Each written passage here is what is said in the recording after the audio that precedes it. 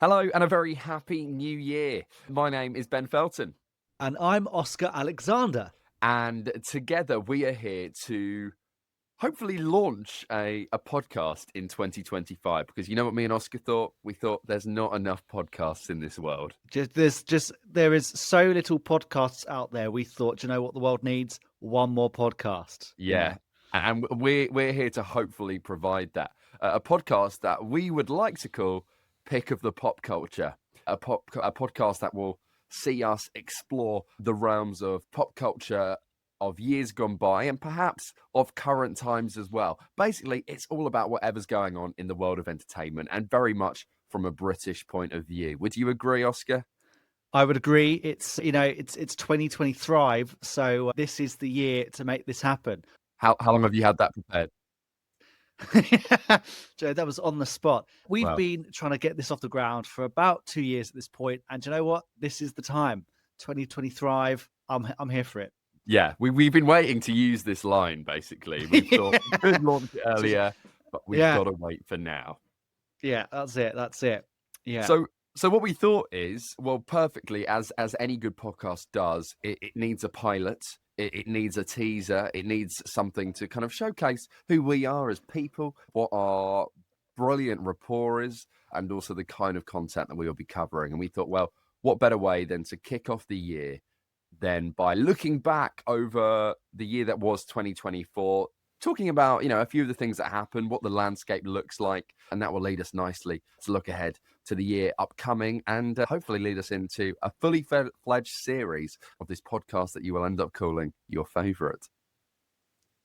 Absolutely. So I think we should start off. First of all, Happy New Year, Ben. Did you have a good New Year's? Well, as in a good New Year's Eve. Of course, yes. You know what, and I hope no one there is listening, but I mean, it wasn't the greatest party. It Okay. was more of a gathering, but the Uh, company is what made it. That's what I'll say. there you go.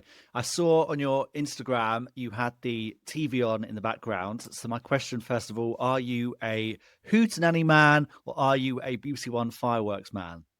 Well, if I'm at home, right, it would always be you've got to watch the fireworks, then you watch a bit of the concert that BBC have got on this year, Sophie Ellis-Bextor, and then you go over to Jules for like the final hour or so of Hootenanny. That was always how I've done it. But this was quite a rare occasion for me because being in like a house party setting, quite often the TV doesn't get turned on. You end up missing the fireworks. What I did like here was that we watched a bit of Sophie Ellis-Bextor. We had the fireworks on. It was great Yeah. in that Was sense. right. A lot of people have been saying she wasn't very good. And I love Sophie Ellis-Bextor and I won't hear that she wasn't very good. But as you watched it in the background, good or not good? Well, I mean, you are right. A lot of people online are saying Sophie Ellis-Bextor wasn't great. My mum watched it and she had strong opinions and said it wasn't it. It wasn't what Because you knew it should the be. the line I've read is that it sounds like she was doing karaoke, Well, I mean, which as is I said, we harsh. had it on in the background. It wasn't on the loudest, and I had a few drinks. So from my memory, I enjoyed it as ambience and background to chatter. If I was sat there just watching it in solitary confinement, I don't know how much how well it would deliver. But for the occasion and the environment I was in, it worked. And I think people are just being too harsh. Yeah, fair enough. We'll move on from that. But I mean, first of all, what a year she's had. Well, I yeah, mean I that. mean that's how 2024 really kicked off. Well, this ties us nicely into the first thing I think we should talk about, which is TV shows of the year and TV shows, films included. Of course, Saltburn kicked off the year and immediately Sophie Ellis-Bextor back in the charts for what feels like the first time in a very long time. I've not seen Saltburn. You have, haven't you? You've not seen Saltburn? I've not seen Saltburn. How have No, you not seen Saltburn? I need to watch it. I've not seen Traitors either. Last year or this year. Two of the biggest things of Yeah. 2024, and you haven't. I feel like I'm going into business with the wrong partner here. Well, because there'll be things coming up like Dancing on Ice, which I know you haven't seen that I have. So that is where I come in useful, you know? Well, I don't think Dancing on Ice is part of the TV highlights of 2024. And It's this part of tells my me in your TV highlights. preparation. Yeah, right. Okay. I mean, right. I've mentioned this before, but we'll go over this again. I have this great question that I Yeah. love to ask people when I'm on a first date or whatever date really, and I've not asked the question. If you're struggling for things to say, this is always a killer. The question is, your agent calls up. You've had a really good year. You've got lots of offers from all the reality TV shows. You've got an offer from Strictly Come Dancing, Dancing on Ice, I'm a Celebrity, Get Me Out of Here, and I guess because it's come back, we'll add Big Brother into the mix. Which one do you pick and why? And do you need me to answer? I need you to answer. This is a very important question. Okay, well, the one I don't pick is Dancing on Ice because Ah, I can't ice God. skate. It's probably it's just not as relevant anymore, so it wouldn't be the best career choice. You're more likely to break your leg. I think if you're gonna go, if you're like, if you're looking for a platform, then you're gonna go either Strictly or I'm a Celeb. They're the two really that are gonna elevate you the most, I guess, in this day and age. And yeah, you'd be tempted to go. I'd be tempted to do Strictly. That's where I'd go, maybe. I think Strictly could have the biggest impact on your career if you did well on it. I think I'm a Celebrity does as well, but I think to a slightly lesser extent. But yes, I mean, this is always a fun question to ask because you can always tell the sort of person you're with depending on what they answer. Because if they say Big Brother, red flag. But yeah, I there you don't go. know. I wouldn't have that as a Big Brother fanatic. I wouldn't have it as a red flag. I'd be all here for it. The only reason I don't say Big Brother is just because I just don't feel I could hack it. Yeah, it'd be like the lockdown again, and I hated the first time that happened, so I'm not putting myself through that. Personally, I have to say, Dancing on Ice is got to a point now where it's so bad it's good, and that's why I enjoy it. Right. For me, it's a toss up because if I want a life skill, Dancing on Ice I would pick because I can't ice skate, and that would be a fun skill to learn. Strictly Come Dancing or I'm a Celebrity, though, is probably where it's at. I think if I wanted something that I'd enjoy, I'd do Strictly Come Dancing. But I have a big phobia of insects and bugs, so I would hate I'm a Celebrity, but I think I would probably get voted for Good all the teacher. trials and therefore probably win. So yeah, there we go. I tell you. So why is Dancing on Ice in your TV highlights of 2024? Because it's It's in no one because else's. To be honest, I've not seen Dancing on Ice before last year. I'd not watched it for years, and then I just thought, oh, go on. I want to see how Stephen Mulhern gets on being the new host, and I was like, this is television that is so bad. I think it knows it's bad, and that it's got a charm because of it. Yeah, it's hard to put into words. It has to be experienced, Right. Will you be watching it in 2025? New series coming soon. Well, I might do because I think there is thoughts on the grapevine that this might be the last ever series of Dancing on Ice because I believe Torval and Dean are planning to retire after this year. So nice about Torval and Dean. What do they do anymore though? They don't. They just Well, this is the thing. They don't. You remember back in the day, like 20 years ago, they do like dances every week. They don't do that anymore. You get like one No, dance with them a series. I think they can still manage to sit on the panel. Well, we'll see. I know they But still anyway, bring out the bolero at the end of every series, but I mean, that is the most. I mean, they can just. I feel that's the most irrelevant thing, Like, they've done this for 20 years. How many times can you reinvent the wheel? Like. Well, Anyway. this is the thing, isn't it? But I mean, obviously, your reason mainly was because Stephen was taking over Yeah. as host. I mean, we spent too much airtime talking about this now, but I just said, Well, no, because I will say the dynamic between him and Holly is actually quite refreshing. It's brought a positive change and energy to that series that I think the past few years prior to that may have been lacking. yeah, perhaps. So, yeah. But what I was going to say is though, like there is a lot of people say online that there is an oversaturation of say Holly and Stephen, and people are just a bit over them as a pair, as a presenting couple. I mean, maybe more so Holly, but I mean, Stephen is Marmite. I'm a Stephen fan, but I get he's why great. I get why people don't like him. Right, to Christmas TV. First of all, I mean, let's get this out of the way. The BBC schedule this year, absolutely incredible. You had Wallace and Gromit, you had Gavin and Stacey, the last ever episode, Strictly Come Dancing, Doctor Who. What else have I missed? Call the Midwife, EastEnders. all the two EastEnders. Two So EastEnders. very, very good. Oh, BBC Uh, smashed it out of the park. It was the best they've ever had in years, and the other channels didn't bother. And I mean, why would they no, bother? They were never ever going to be able to compete with that. And no.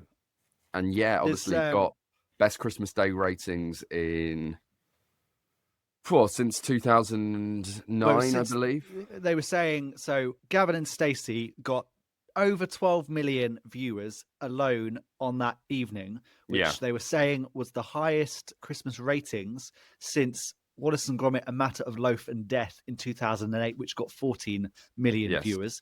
For people that don't care about this sort of stuff, that in this day and age is absolutely unheard of. Like, it's actually near impossible to get that number of viewers to sit down and watch something on terrestrial television. It's absolutely outstanding. Well, it's in moments like this that it shows that obviously there is still a place for linear television and group communal watching. There is still a hunger for it, but it has to be an event and it has to be something that captures people. And I think we've seen instances of this across 2024, which shows, it is still alive if done correctly. But obviously, it's not going to be there in an every night of the week format. But there are certain things that people will sit down all together and want to watch at that time that it is out at broadcast. Yeah, yeah. I mean, obviously, Gavin and Stacey has sort of captured that sort of cultural zeitgeist. Everyone loves it. I mean, there's a few people that I've seen on Instagram sort of saying it's not very funny. Yeah, but I there'll mean, always be them. You've got to have something wrong with you to not find Gavin and Stacey funny. Yeah, but it's good to have balance. But you got to have balance in this world. But no, very, very good. I think. I mean, in terms of like scripts, that is how you end a TV show. Yeah. Perfection. There is talk of, is that the final hurrah of like linear television? Is there anything that can draw an audience like that other than sort of live sport and that kind of thing? Again, I wouldn't rule it out. As I said, there were still big instances of communal viewing last year, which weren't like your Strictly's and things. Traitors being one of them. The ratings last year just grew and grew for that. And obviously it's one of those ones that people want to talk about and have to watch at the time of broadcast. Gladiators came back, and for Saturday night TV, I mean, that was getting 6 million viewers, which doesn't sound like a lot, but that's still really good in this day and age to be getting 6 million viewers for Gladiators, which is on like at 6 p.m. Like, that's again not really heard of, and also something that originally was around in the 90s. So it's, well, there is there's a big trend for nostalgia viewing right now, and then bringing stuff back. I mean, that's not just the case in TV; it's also the case in films as well. And so smash for the BBC, and I think it does ask, it shows the value and it shows what can be done, and I think it's going to be interesting as we come to 2025 to see how we can continue to capture this, and how linear TV can continue to survive and compete against obviously streaming, and how it complements on demand services and the public service broadcasting and all of that. But there's definitely a place for it, and I'm definitely here for it, and it's still something I don't want to see gone. And obviously kicking off the year with Traitors, which I know you don't watch, and you really need to change that because you are I will be watching it. I will be watching it this year. Please do, because it's had a good launch, 5 million live for the launch, and that's only going to consolidate and do even better. It's a great way to kick off the year. And it shows that we can get more TV that can capture the country. Then it's great, because there's nothing better than there being stuff that everybody is talking about. Well, I mean, I mean, there is one kind of thing that I feel like we should be covering. Yeah, and you maybe you wanted to bring this in a little bit later, so I can potentially. I think I know where you're going with this. Pause. Go on. But I mean, you can't talk about the landscape of British TV, really. I mean, one of the big things, one of the shocks of 2024 would probably be the return to TV of Philip Schofield. I knew you were going to. Yeah, we'll talk about it now. Yes. So obviously, what was the name of the show? Castaway. Castaway. Channel 5 reality show. Now, this was the second time they'd done this show. Yeah, and they'd done it with, I think, Joanna Lumley previously. Ruby Wax did it. Ruby Wax, okay. It was Ruby Wax who did the first one. And very different kind of signing to get Philip to do it. But obviously, I mean, Channel 5 knew it was going to cause discussion. It would be, a good It'd be a move for them that's going to get them in the public eye. And yeah, basically Philip Schofield alone on a desert island for however many days, only filming himself. And this was his chance to tell his story, as he said, to show people the real him and, tell what really happened. And how do we feel that went? How do I feel that went? Well, I only saw the first episode, but I mean, well, first of all, I mean, it reminds you why he was as successful as he was, because clearly the guy is very talented at being the TV personality that he was, and also because obviously he had to film it all himself. In terms of the camera angles and the stuff he was doing, you could tell he was back in his elements. In terms of a career choice, a bit of an oddball sort of move to make. I don't know. I think he came out and said, "This is it. I'm not doing anything else after this. Yeah, This is he my way did. of saying goodbye." But there is always the question of, was he hoping that this actually might rekindle some sort of career? But I don't think it ever would have done, because it was on Channel 5. I think Yeah, and I think if this had been on, like, and obviously it would never have been on ITV, but if it'd been on like the BBC or the ITV or Channel 4, maybe. But yeah, I think, as you said, I mean, I think we watched the first episode. I think most people watched the first episode and then realized it actually was quite boring. it was quite boring. Yeah, and I think a lot of the general consensus online was that he just came across quite bitter, and he wasn't Yeah. really owning any necessary wrongdoing. And look, he didn't necessarily do the most.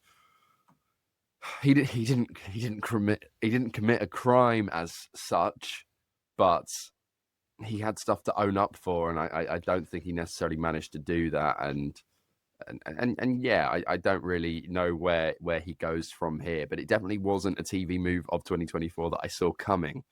No, no, that was. I remember reading that on my phone. I had to double take. I was like, "What?" But I mean, in terms of people that have been cancelled and tried to make amends for it, I mean, he's not the only person this year that has made missteps in that department, because obviously we have Greg Wallace to talk about as well. Well, yeah, a late comer to the party in 2024, and he hasn't yet tried to make amends for it, other than a little Instagram video Well, where he said middle-aged women or yeah, middle-class women of a certain age which were the I ones to think blame. within that, because obviously I don't know if you saw his whole. I was going through his stories that day, and he was basically reposting comments that people had sent him, basically saying, "Oh, I'm here for you, Greg. Stay strong." And Yeah. this was his whole. This is his whole thing the entire day, and then out of nowhere, this video comes. It was really weird. It'd be like he'd do like a little video, like the one where he obviously talks about the middle-aged women, and then he like 5 more like reposts of these comments, and then he'll just do like another video, and this was over like a 6-7 hour period. I don't know. I think that whole apology has single-handedly killed off any chance of him having a TV return anytime soon. But Well, interesting yeah, to watch they're these gonna things play out. They're going to do investigations and all that, but I think there's always been a lot of talk about Greg Wallace and him not Yeah. necessarily being the friendliest man to the average Joe in the street, or Mary, or Donald, or anybody of any name. So Yeah. I think maybe this is the end of the end of the road for him. But on the bright side, Grace Dent has got a job on MasterChef, and she's over the moon about it. And a good pick for that as well. Well deserved. I You know think who Grace Dent is? I know who Grace. She was on I'm a Celebrity for She all of was, about she was, 3 she left. days last year, the She year was. before. It's just the way you before she said it. got You ill said and left. she did. She did. But it was just the way you said it. I wasn't convinced that you definitely. No, I'm going to come clean. I've not seen MasterChef in about 15 years. So I don't watch this it. I Don't watch wasn't it. too upset about this news, to be honest with you, because it doesn't affect my viewing habits. But but yeah, Well, good for her. I more felt for Greg James. What's happened to Greg James? Well, no, Greg James is a massive Greg Wallace fan. Oh, is he? He lives and breathes Greg Wallace sound bites. He would start his breakfast show every day with a clip of Greg Wallace, and he can't do that anymore. He can't replay those clips anymore. No, He can't. And that was like, I don't know, a strong chunk of his show. He's lost that as content. Yeah. So that's what you've got to think. It's the little this people, it's the people around them that suffer, The Greg Wallace impressionists, the Greg Wallace lookalikes, they're out of business. all I'm saying is we've grown up in the generation of people being cancelled left, right, and centre. You've got to be so careful these days who you publicly have a support for, because it could backfire on you, as has been the case with multiple people in the last decade. And when it backfires, you can't, It just shows you never really know someone, or especially in the world of TV. And when you think you know someone because you see them all the time on the screen or online or whatever, you don't ever fully know who they no, really are. it's a reminder that obviously you're only ever seeing one side of them, which is a performative side, Yes. and obviously people have three dimensions to them, and but even so. Ben, did you have a brat summer? Did I have a brat summer? Actually, well, you went to the White Elephant in Bratislava, didn't you? So actually, out of The most wild people, elephant. you actually did have a brat summer. I did have a brat summer in some aspects of the word. Yeah, I was all about the brat summer, and I was all about the Yeah. cultural phenomenon that was brat. Charlie Mm. XCX not only created one of the albums of 2024, she created a way of life, and it, like, the whole phenomenon of brat, like, just transcended pop culture. It entered politics. Kamala Harris took it on as her like campaign brand for a period of time. It was just incredible how stratospheric the whole concept of brat went, and how it just continued to grow and grow. And then obviously the remix album that came with that, and all the star collaborations. It was just like, it was the year of brat. And I mean, it even made the Collins word of the year in their dictionary, which is pretty incredible. So yeah, I'm a big stan, as they say, of brat. But I mean, did you have a brat summer, Oscar? I don't think I ever fully understand what a brat summer meant, to be honest. Well, I mean, I had a good summer. this is one of the big things I discovered over Christmas, which shocked me, is basically no one in my family knew what brat was. No one had heard of it. And I just couldn't believe it. I just kept saying, how could you miss out on like the biggest I cultural mean, thing of the year? I knew what it was, and I knew that it was going around, Well, but exactly. I How didn't can know how do you define a brat summer? Because I think I had a pretty good summer, but I don't know if that's defined as the brat summer. Well, I believe the concept of being brat is about living a hedonistic, carefree life where you're a little bit messy, you're not really bothered about the consequences, you're just living and you're here for a good time. The get up being like a white string vest top and like a cigarette and that kind of thing, like a Bic lighter. Those are some of the like starter kit features Yeah, of yeah, yeah. of being brat, but you don't necessarily have to have them to be brat. I mean, I think brat is a state of mind. Yeah, I think I had a brat summer. I had a good time. I travelled Europe and I lived it up, So I think Oscar had his brat summer. But obviously, sorry, you about to say something there? Well, I'm just going to say, just going back to this point of like, like nearly everybody in my family not knowing what brat was, and this isn't just like, this was like my cousins as well, who were like of 18, 15 years old. Like, you'd think, oh, they'd be all over brat, didn't know what brat was.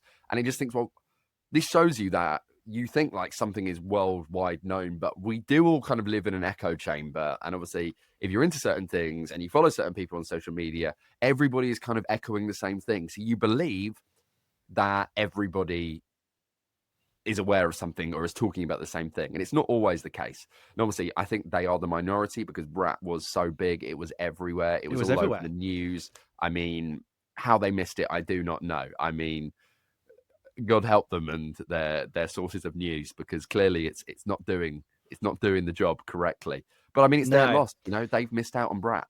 they've missed out on their brat summer, and you can They only have. that was a one-time thing. Right, I have a list of other cultural moments. I could just Yeah. go through if you want to talk Yeah. about anyone. Yeah, let's Please quickly do do. a little quick fire and then we can wrap up and have a little So look towards the end obviously, of 2025. we had Ian McKellen falling off a stage in the West End.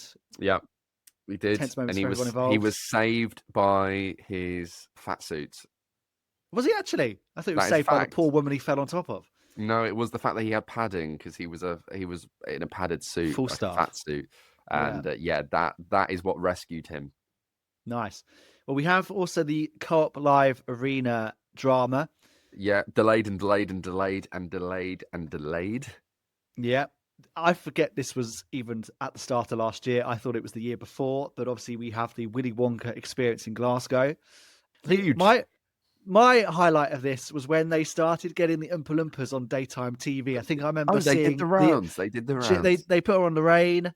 Fantastic, you know. What Yeah. a great time in our lives that was. We also have I've written here King pasta sauce painting. So obviously the portrait of King Charles that went viral because it looked like it was like just covered in pasta sauce or the blood of the empire. I don't remember this, but We'll move past that one then. We have Banksy, sorry, doing the pop-ups. right. Let's stop there. Let's stop there. Oscar, where are you from? I'm from Brighton. Where's Banksy from? Brighton. I believe so. I believe Yeah. he's from Brighton, and Yeah. as he's one of your biggest celebrities. And how did you just pronounce his name? Bansky. Banksy. Sorry. Banksy. It's Yeah, okay. he did various pop-ups around London of He like did the gorillas animals, and the zoo, animals, and then they would be stolen like within 30 they'd minutes. be of going stolen. up. We obviously had the post office scandal that was brought to light through Oh, the oh, really oh. good drama on ITV. Yes, and again, going back to like linear TV and viewing figures, again, another one that absolutely sort of smashed it out of the water, and it just became this cultural water cooler moment. And obviously, it had massive effect on these people's lives. It was a talking point in government. These sub postmasters have had convictions overturned, which is an incredible piece of work from ITV. And I think the interesting thing with that is that basically, ITV, they're suffering. They're having a really bad period right now. They can't get the advertisers. They're just really struggling money wise. I mean, just look at what's going on with Coronation Street, and it's a crazy world, like the dark depths that they've reached. Wait, what do you mean? What's going on with Coronation Street? Well, they've just got no I'm out of the money. loop. They've just got no Okay. money, and like the viewing figures are going down. Obviously, the whole thing Right. with Gail leaving has all been this whole drama. Has Helen Worth left because she just doesn't want to be there anymore? They had this whole drama with bringing back her ex, and then John Thompson had to come in and change it, and now they're saying like they're having to get rid of people. They're putting people on like basically 0 hours contracts, like guest contracts, rather than like paying them a full salary wage. Like they'll just pay them when they want them and things, because they're running out of money because they can't get the advertisers. And ITV made Mr. Bates versus the Post Office, and they said they made a loss on that show because it's obviously it did so well, but they can't sell it. They can't sell it to any other countries because it's this is true because it's so British. Yeah, you just wouldn't have to. Yeah, crazy. And then we have my last thing I've written down on this sheet of paper is the movies we had of the year that were quite big. So, Deadpool versus Wolverine. Massively enjoyed that film. big. Obviously, we had Wicked in the last part of the year, which was quite huge. Gladiator 2 at the same time. We had Beetlejuice, Josa, and my personal favourite, Heretic, with Hugh Grant. Oh, you see, I haven't seen many of these, but I know they're meant to be great. Heretic is one of the best horror films I've seen probably ever, but definitely in the last 5 years or so. It's made by the same people that made Midsummer, and the script is so clever. I had to sit there for 5 minutes afterwards in the chair, just taking it all in, because it was very thought provoking. But yeah, good. I have heard good things about it, and I am excited by it. Do you know the highest grossing film of 2024? I mean, I'm assuming it's Deadpool versus Wolverine, but it's not. I could be wrong. Is it not? What is it? It's not. It's none of the films you mentioned in your list. Is it? Okay. Can I have a guess? Is it Inside Out 2? It is Inside Out 2. Hey! Saw that the other day. Also quite a good film. Yeah, highest grossing film of 2024 there. But I think there's one more late entry into that, which is meant to be the greatest film made of the year, potentially, and one of the best films made of the decade. And I am off to see it today, on the day of record. What is the film? It's called Better Man.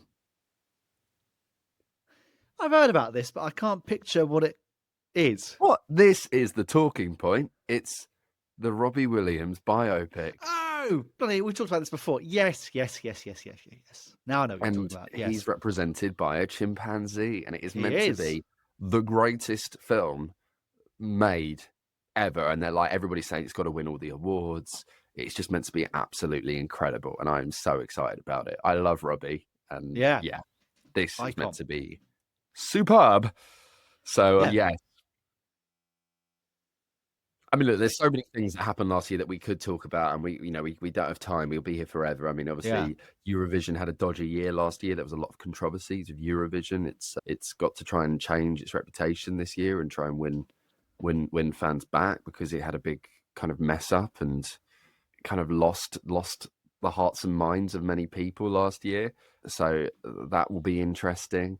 I mean, end of 2024, Boxing Day, we had the release of Squid Game 2. Squid Game 3 is being released this year. Stranger Things. Stranger Things. Yeah. You will also have the return, or you don't have the return, but you have this Netflix show with Holly Willoughby and Bear Grylls. Holly Willoughby's moved to streaming services. Has she indeed? Where celebrities are dropped in a jungle and they're like hunted down and they have to survive. Do you know where Holly Willoughby's from? Where? She's from Brighton. There you go. One of our own. One of our own. Yeah. You, her, and Bansky. that's name a better trio. I've got an envelope here, Ben, and I think it'd be fun to predict who we think's going to get cancelled this year. Yeah, okay, I'm down for it. There's a few people, and then I'm going to put a name in here, and at the end of the year, we're going to come back to it. But I think I'm just going to read out some names. Are we going to say aloud? I think I'll say mine aloud. Yeah. Okay. Yeah. You going to go first? Yeah, I think this is the year that Hacker the dog might get cancelled. Because he's been on the cusp of being a bit, borderline over flirtatious with people recently. And I think, this could be the year where he gets put in the kennel. So, I think it's a strong contender. Yeah.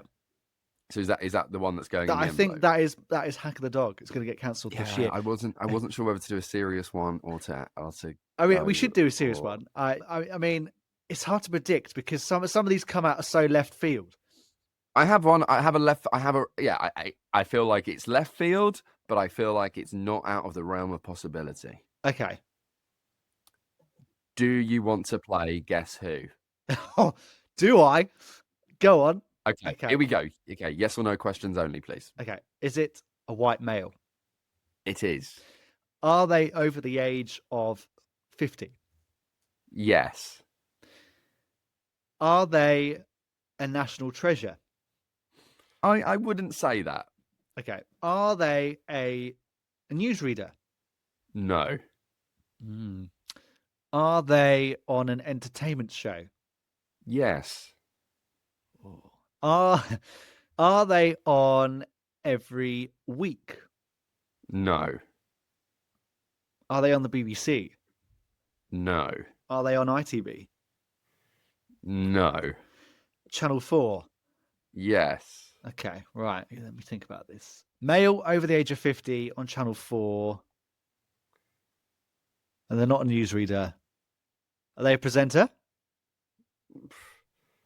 I wouldn't say so. Are they like a sports person? No. Are they a journalist? No. On Channel 4. Oh, are they a chef? Yes. Oh my God. Are they on Sunday Brunch? No. Oh, okay. It's not who I thought you were going for there. You're going for Simon Remo. It's the only one I could think of. Hey, he can't help it's his surname, all right? Yeah. Tim Lovejoy, that's what a pairing. Oh God. Are they okay, but is his person on weekends or No. It's a yes or no question. During the week? Well, when they're on, yeah. This is going to be for some obscure. But you don't have to limit them to their TV career. I mean, you can just go down their chef career. Oh, they're a chef. Okay. Oh, are they big in America? I don't know if they're big in America. They definitely work in America. It's not Gordon Ramsay. Male chefs over the age of 50. They're on Channel 4. Oh, is it Jamie Oliver? Oh, it's not Jamie Oliver. No. Bloody hell. I'm running out of options here. Come on. Chefs over the age of 50. Ask some questions. Well, because it's yes and Ask them no stuff about their questions. career. Yeah, but ask, you know, Okay, have they been on the TV for a long time? yes, but they've probably become more famous over the last 15 years. What? Oh, are they on? Are they Oh. on the Great British Bake Off? Yes. Is it Paul Hollywood? Yes. That's actually not a bad shout. I could see that happening. Yeah, It's left field. I don't think it but will happen, but no, but I could see it it's a good happening. enough shout where it could be on the cusp of reality. Yeah, I have one, but I don't want to Is say is it. is there more going on than just the Hollywood handshake? That's all I'm saying. Well, he's quite a flirtatious man. He comes He is. He's a across quite promiscuous man. charming. We know that. We know Yeah, that. yeah. But is it within the realms of the law? Hopefully, yes. For our own, we can't get cancelled, Oscar, on the pilot.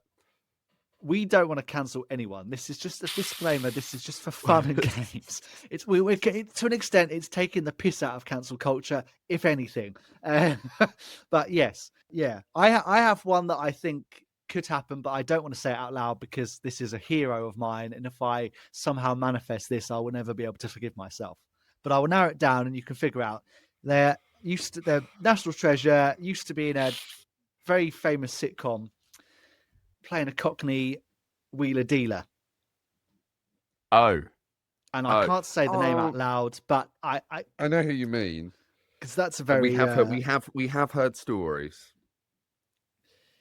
but I don't think they'll be unsubstantiated, and but yeah. So I hope that doesn't happen. Yeah, and I hope. Okay, we'll whack it in the envelope. Whack it in the envelope. Well, whack it in the envelope, and we'll come back to it in this. the envelope. That's it. Yeah, whack it in there. There we go. There we go. Get it in there. There we go. Whack it in the envelope. There we go. Are you whacking it in? I'm whacking. I'm whacking it. Behave. Right.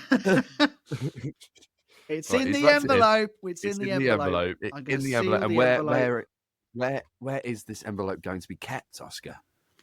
There is a hidden safe somewhere in my flat that I'm going to keep this safe into. I do know where it is. And I'm going to put it in there. And then at the end of the year, we'll come back to that and see if it's come true. Yeah, well, we'll see if this podcast has come true. It will. It's 2023. Well, Oscar, it's been a pleasure.